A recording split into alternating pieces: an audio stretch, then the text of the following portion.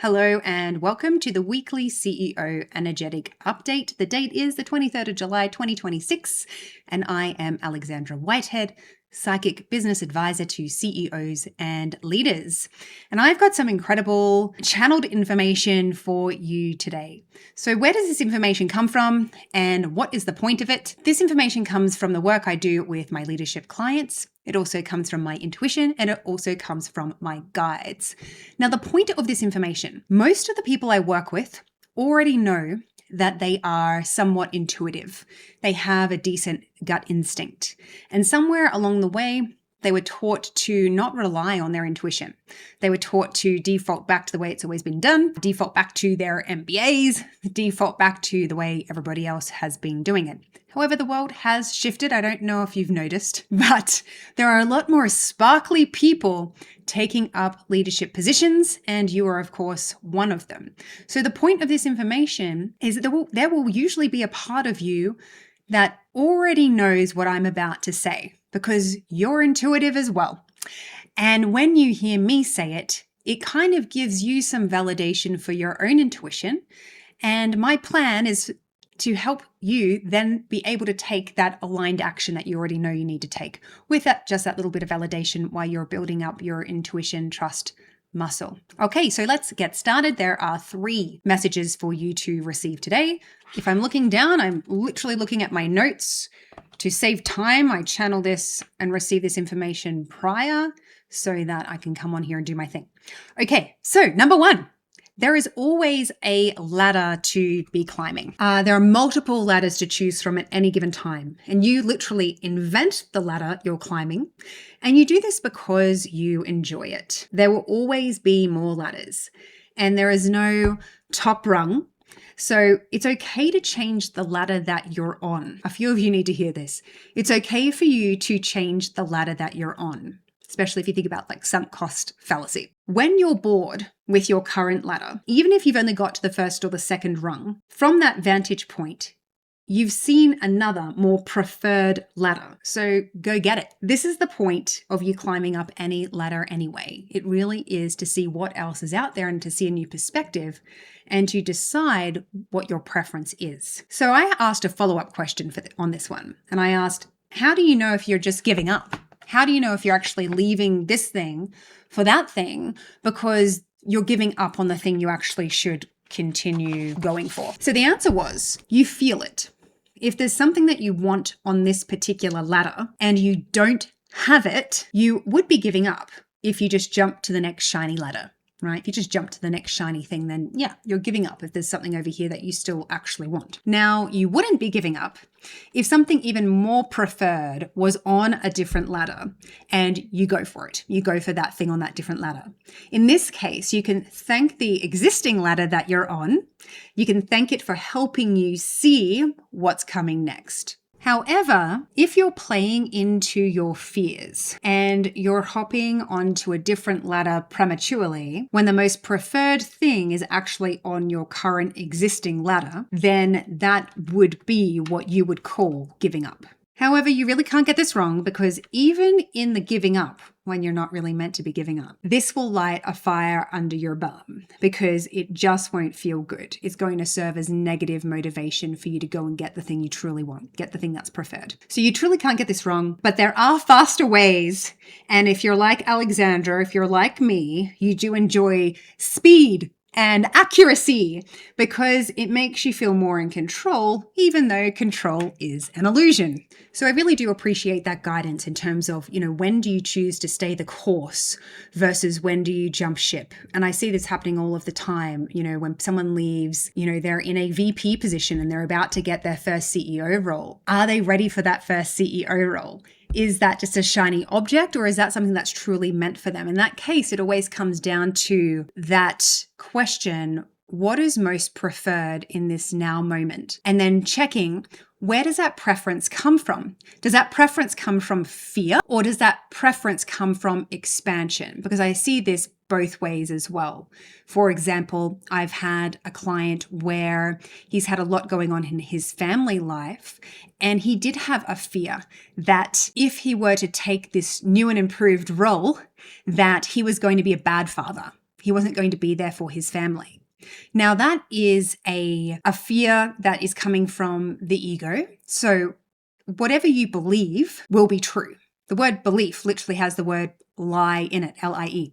So we get to create our beliefs, and we want to make sure we're creating beliefs that serve us. So if he had stuck with that belief of, if I get this next role, I'm therefore going to be a bad dad, and therefore I won't take that role.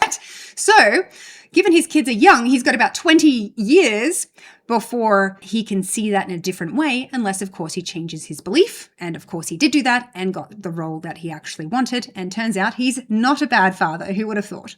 Okay, message number 2. When you see a small child's hands, you go, oh my gosh, how cute. Look at those cute little fingers. There's a part of you that can delight in a finger. Where are you making things mean that they are not a delight? Say your flight gets cancelled and you are stuck in an airport. Can you imagine what that facility would feel like if everyone chose to think and believe, I'm so glad I'm here?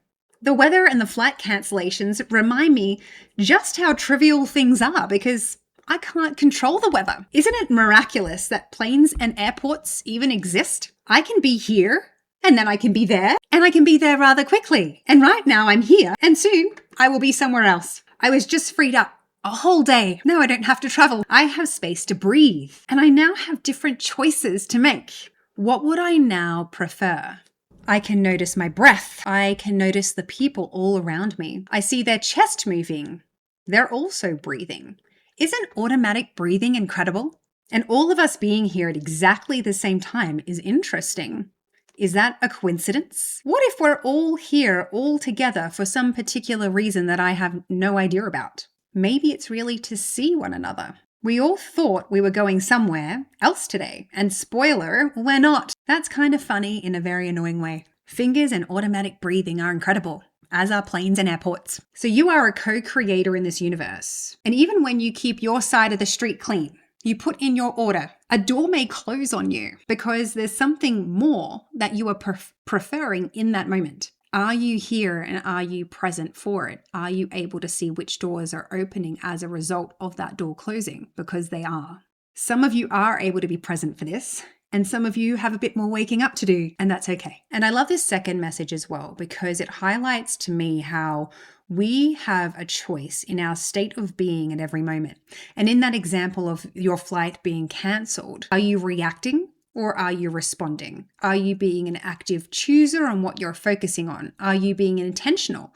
Or are you allowing an outside circumstance to dictate the way you feel? Because as soon as you do that, as soon as you give your power away to the weather, a plane, an airport, as soon as you give your power away, you become a victim. It's not my fault. This is happening to me. And think about the state of being a victim has in this situation. They feel deflated.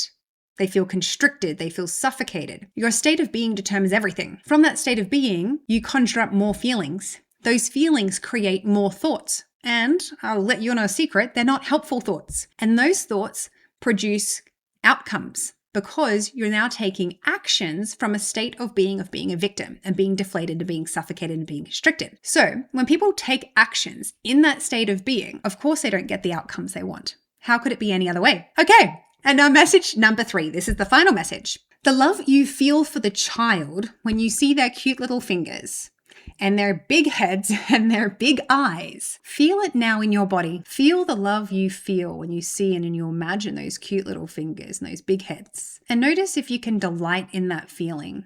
When is the last time you saw yourself that way? When is the last time you felt that way about you? Because you are that baby. You are a delight. Cherish yourself because your leadership always starts with how you see you. Be in love with yourself and watch what lines up for you. When you know that you're whole and you're complete, then why wouldn't everything work out for you? It would. Of course it would. If you have enjoyed this message today, subscribe to my channel so that you can catch these weekly updates and be notified about it. If you want to go the extra mile, you can give this video a like.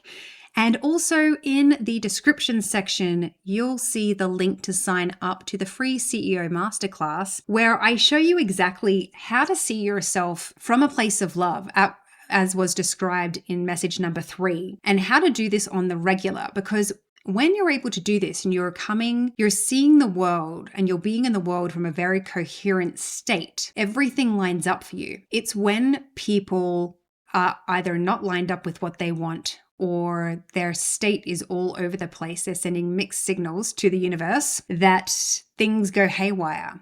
As within, so without. So if you would like to learn how to do this on a regular basis, sign up to the free masterclass. It's below, and I'll see you soon.